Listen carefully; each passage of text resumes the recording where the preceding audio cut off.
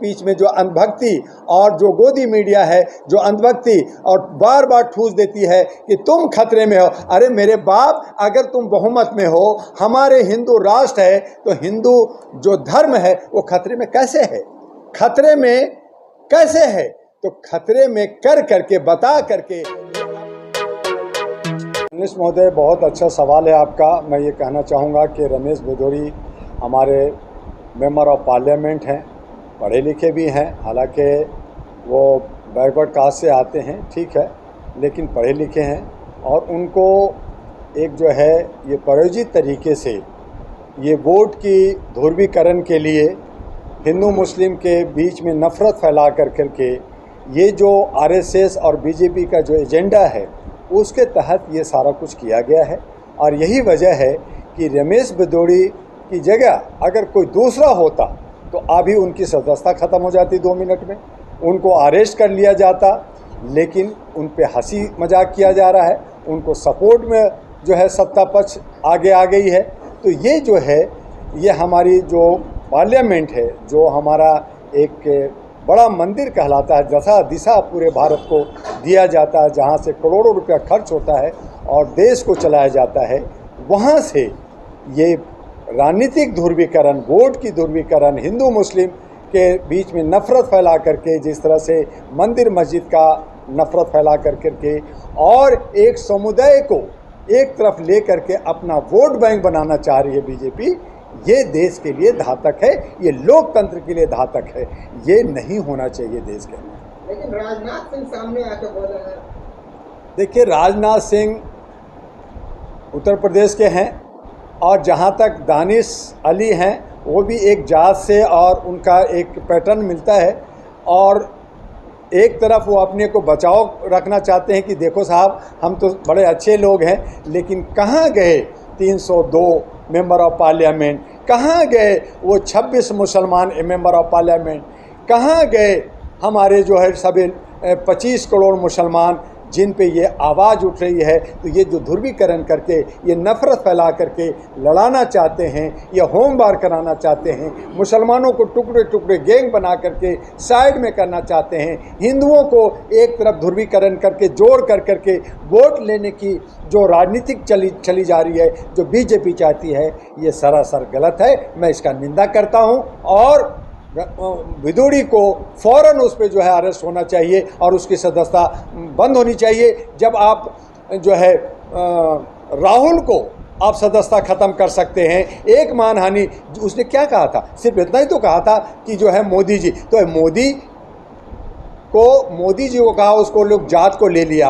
हम लोग भी कहते रहते हैं मोदी जी, क्योंकि हमारा जो उद्देश्य होता है प्रधानमंत्री आदरणीय महोदय पे हमने जो है पार्टी पे बात करते हैं, लेकिन आपने जात पे केस करके आपने उनकी सदस्यता ख़त्म कर दी। और यहाँ पार्लियामेंट के अंदर, वो तो पब्लिक के बीच में बोले थे, और ये पार्लियामेंट के अंदर जो हमारा मंदिर है, जहाँ से सब कुछ होता है, वहाँ बोला जाता है और उस पर कोई एक्शन नहीं होता, और उसके ऊपर जो है लोग मजे ले रहे। डॉक्टर साहब, जिस टाइम भदौरी जी अरे क्या नाम इन चीज़ों से वो स्वागत कर रहे थे, दे रहे थे, मुसलमान ऐसे मुसलमान वैसे, उसी टाइम रविशंकर जो बैठे हुए थे, उसी टाइम डॉक्टर हर्षवर्धन बैठे हुए थे, जो चांदी, और वो हंस रहे थे। मतलब तो उन सब पे भी एक्शन होना चाहिए।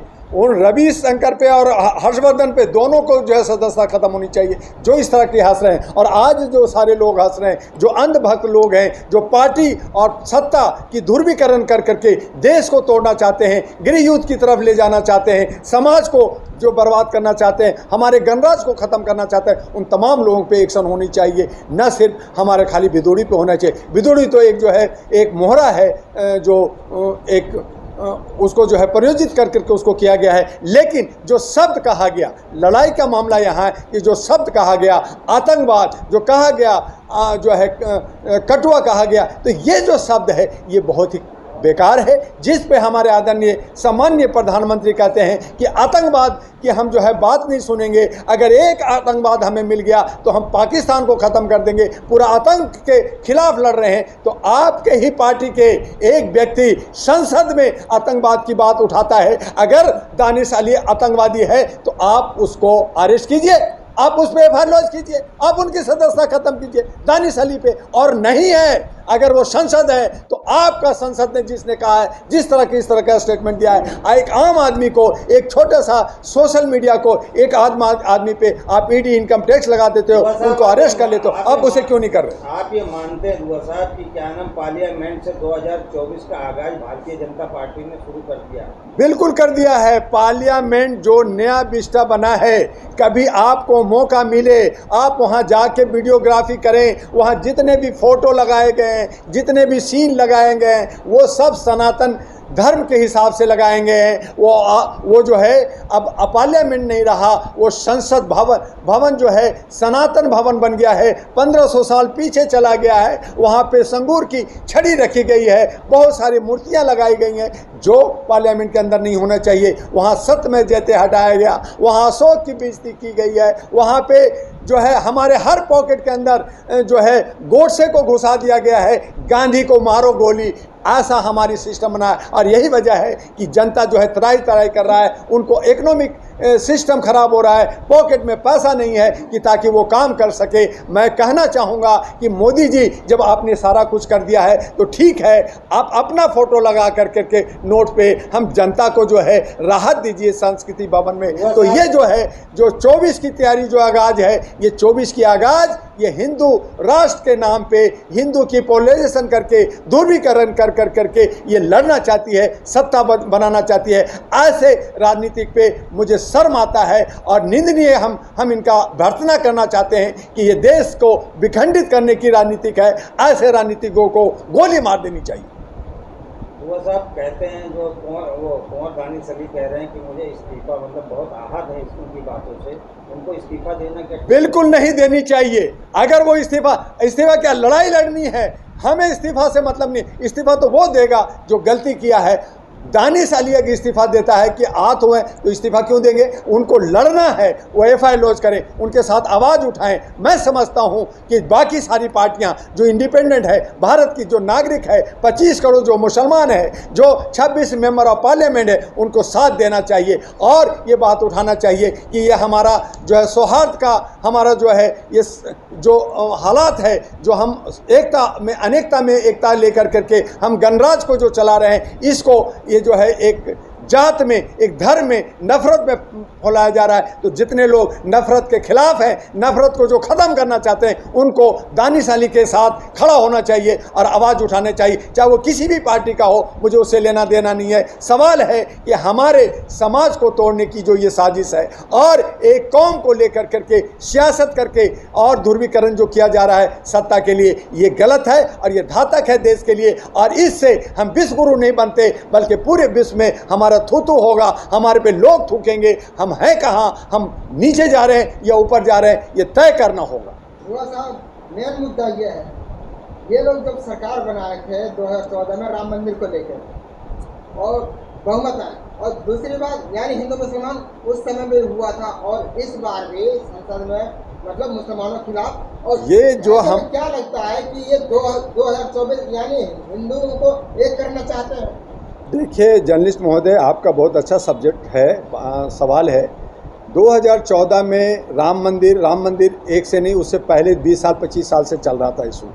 वो राम मंदिर बनाई गई, सबने एक्सेप्ट कर लिया, मुसलमानों ने भी एक्सेप्ट किया, ठीक है जी मंदिर बन गया, बात ख़त्म। लेकिन उसके बाद वापी आया, उसके बाद में अब मथुरा की बात आ रही है, उसके बाद में आएगा ताजमहल, उसके बाद और आएगा। तो इस तरह से नफरत फैला करके आप सेकुलर जो है गणराज्य को आप तबाह करना चाहते हैं।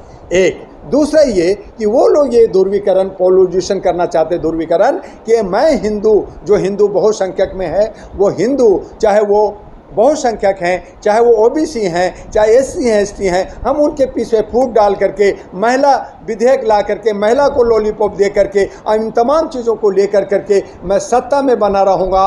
और ये जो कटुआ और इनको जो आतंकवादी कह कर करके मैं इनके बीच में लड़ा कर करके जो NRC लाए, ये जो UCC लाना चाह रहे हैं, इन तमाम चीज़ों के पीछे इनकी जो मंशा है ये घातक है देश के लिए, समाज के लिए, जहां 25 करोड़ मुसलमान भारत में रहता है और जो पाकिस्तान से भी ज़्यादा संख्या हमारे भारत में है, उनको लड़ाना चाहते हैं और हमारे मासूम लोगों का खून बहाना चाहते हैं। ये ठीक नहीं है। वही प्रधानमंत्री जी सबका साथ सबका विकास के नारा लेकर चलते हैं और उन्हीं के जो मंत्री संतरी जो है ऐसी भाषा बोलते हैं। तो ये बिल्कुल सही कहा, प्रधानमंत्री सबका साथ लेके चल रहे हैं, सबका साथ और सबका विकास। सबका साथ उनको मिल रहा है, प्यार भी मिल रहा है कि ठीक है साहब आप काम कीजिए, हमारा विकास कीजिए। लेकिन विकास किसका कर रहे हैं? विकास 129 कंपनियों को कर रहे हैं। ये विकास जो है अडानी अंबानी को कर रहे हैं। ये विकास जो स्ट्रीम मीडिया है, हाउस है, जो इनको दिखाते रहती है दिन रात, और पब्लिक के बीच में जो अंधभक्ति, और जो गोदी मीडिया है जो अंधभक्ति और बार बार ठूस देती है कि तुम खतरे में हो। अरे मेरे बाप, अगर तुम बहुमत में हो, हमारे हिंदू राष्ट्र है, तो हिंदू जो धर्म है वो खतरे में कैसे है? खतरे में कैसे है? तो खतरे में कर करके, बता करके, ये अपने आप को पोलराइजेशन करके, ध्रुवीकरण कर करके ये सिर्फ और सिर्फ सत्ता में बने रहना चाहते हैं। कि ये बार बार कहा कि कांग्रेस अगर 70 साल शासन किया है तो मैं 170 साल शासन करूंगा, चाहे मुझे तोड़ फोड़ करना पड़े। तो ये नियति इनकी गलत है। देश को हमें आगे ले जाना है या पीछे ले जाना है, ये तय हमारे नौजवानों को करना पड़ेगा, महिलाओं को करना पड़ेगा, बुद्धिजीवियों को करना पड़ेगा कि भारत आगे जाएगा, विश्व गुरु बनेगा, या 1500 साल पीछे सनातनी वर्ण में बंट कर करके, भेदभाव कर करके, एक दूसरे को मारने और काटने का देश बनाना पड़ेगा। ये हमें तय करना पड़ेगा और ये जनता तय करेगी। इसके लिए जनता को अपने raise your voice on human rights आवाज़ उठाना पड़ेगा। एक मानवाधिकार होने के नाते, all India human rights association का राष्ट्रीय अध्यक्ष होने के नाते आपके चैनल से मैं सभी को आगाह करना चाहता हूं कि मानवता को आगे ले जाओ, इंसानियत के आगे ले जाओ, और इन तमाम लोगों के चेहरा जो बेनकाब हो गया है, इनका विरोध करो और अच्छे सच्चे जनप्रतिनिधि अपने क्षेत्र से चुनो। न जात पे न पात पे, सिर्फ अगर मोहर लगाओ, फिर सिर्फ अगर बटन दबाओ, तो सिर्फ इंसानियत और मानवता पे मनाओ, तभी आपका देश बचेगा। नहीं तो ये बर्बाद हो जाएगा। और इन्होंने बर्बाद करने की पूरी साजिश और पूरा जो है इन्होंने सिस्टम बना रखा है, उसमें हमें भटकने की जरूरत नहीं है।